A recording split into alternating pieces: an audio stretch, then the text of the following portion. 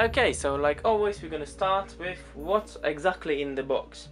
Like I've mentioned, I bought that game for £5. I don't think that the game actually kicked off, so I think they were just getting rid of whatever was left over there. But in the end, why not buy a game for a £5 and just see what it does? Even if it's gonna be really crap, it's not a waste of time. However, in this case, I'm actually quite pleasantly surprised. The game turned out to be quite interesting. So what we've got in the box, we've got quick reference sheet with just quick reminder how the rules work. We've got receive your free exclusive promo card. However, because the whole game died off, I was unable to actually do it, and I don't think the game actually exists anymore. We have our book of rules with, I believe, some very little of the fluff available for it, and then just the rules, how does the game work, actually, a few game times. Interestingly, you've got few, which I'm going to cover very briefly later. So yeah, general rule book. We've got 4 decks, which I'm going to actually cover right now. Arnunian Alliance, which is kind of like an elvish kind of thing with people very slim kind of looking, some magical fairies and stuff like that.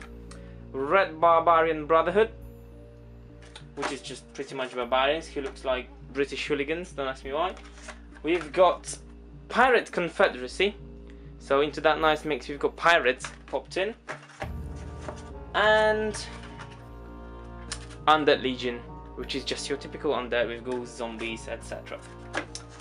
So we've got 4 decks, and each army is given these tokens. They are not actually tokens, how to call them.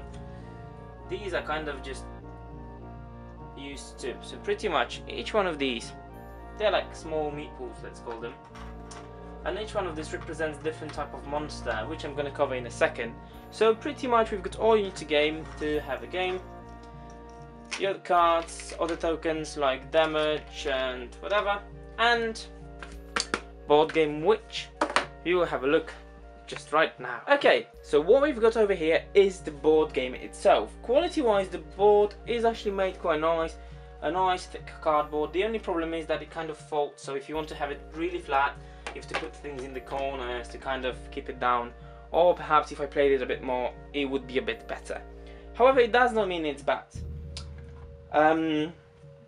Cards, quality wise, quite thin, a bit thinner than the Magic the Gathering, and they are absolutely inconsistent with the art style, which I'm going to show you in a second with a few pictures.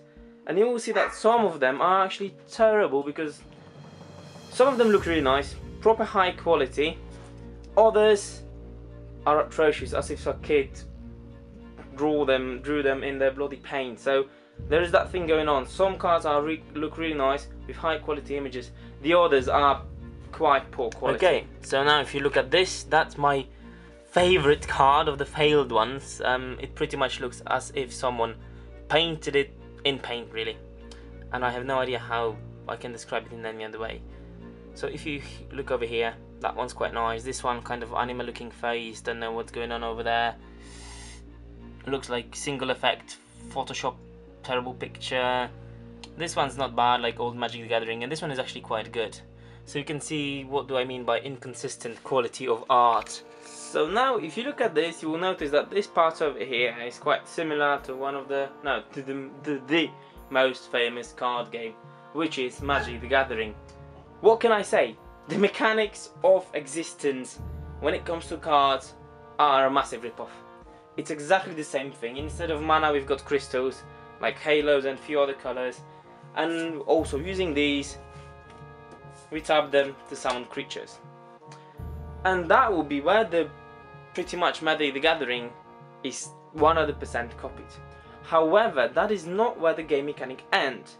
So right now let's move on to why do we need the board, what types of how do the creatures work in that game, and what types of creature we've got, and why does these things come into play. You start in these main points where you have the massive volcano. The aim of the game is that pretty much your existence is endangered because the whole volcano is about to blow up. What you're gonna do, you will try to run away to the portal, to just run away and hopefully not die. Players start in the circle in the middle. Interestingly, they have to reach up here, and there are 6 spots over there. It does not matter to which one you go, you can go to any red dot on the map to run away. First one to run away wins, but then the game wouldn't end if you have more players, as the last one would just be the loser and dies. There are a few other variations of the scenario which I mentioned in the rulebook, which I'm not going to cover in that much depth. However, I'm going to talk about the types and the statistics of the card right now. Okay, so as you can see in the rulebook, we've got 4 main statistics on its creature. The first one is attack, how much damage it does; defense, how much life it has. However, in this case, creature receives damage and it stays on them. So if I get 1 damage, I lose 1 life and stuff like that. So the damage accumulates, it does not regenerate, as in Magic the Gathering. Speed, how many dots a monster can move per move action, and range, how many dots of range the creature's attack has. So it's quite simple with that case, and it actually plays quite interesting. We've played few games with Okay, so let's look. We've got, like I've mentioned, our Union Alliance, which are people, elves, that rely very heavily on magic, lots of spells. Barbarian Brotherhood look like pretty much just random red painted guys, straight damage, lot of instant spells. We've got Pirate Confederacy, which are kind of a bit about tricks. You can steal cards, you can use stealth, some of your creatures are invisible and cannot be hit.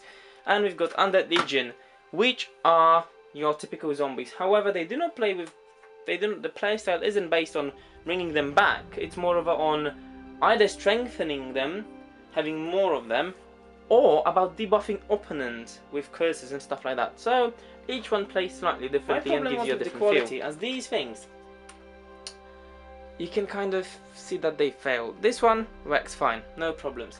However, as you can see, they work on a small kind of token with a hole in the middle, where you have to put this meeple so it stands nicely on the board. The problem is that the cardboard gets bent so easily that after doing this once or twice, you can't fit it in anymore, because the cardboard is kind of like really bad. It's too soft and it does not work that well. So what happened, we ended up playing with my friends with them laying flat like this, because we could not actually make them stand, which, you know, doesn't really affect the gameplay, but it does not look that nice as it should. So in the end, what can I say? For £5 I paid for that game, I think it's absolutely great.